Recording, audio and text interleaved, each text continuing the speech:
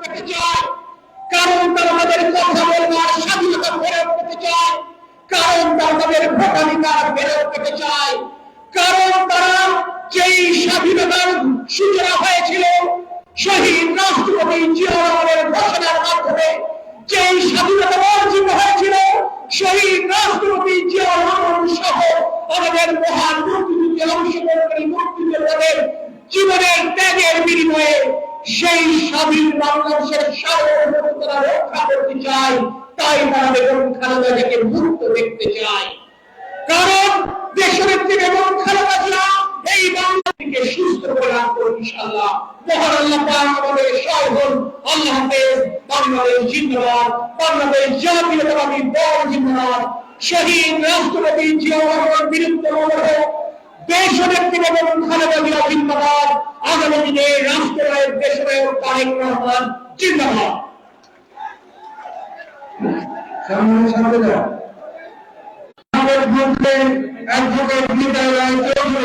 এবং আপনাদের সামনে বক্তব্য আসছেন, আপনাদের সামনে বক্তব্য আসছেন, আপনারা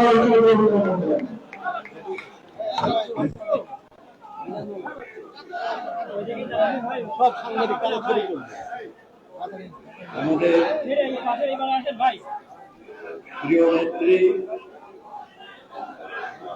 দেশনেত্রী বেগম খালেদা জিয়ার নিঃশর্ত মুক্তির দাবিতে এবং তার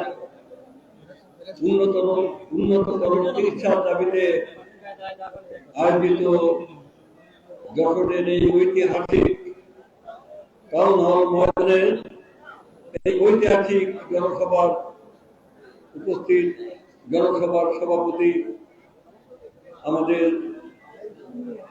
প্রাণপ্রিয় নেত্রী, এদেশের ছাত্র আন্দোলন, গণ আন্দোলন, বিভিন্ন আন্দোলনের পূর্বভাগে থেকে সামনে থেকে যিনি নেতৃত্ব দিয়েছেন, আমাদের প্রিয় নেতা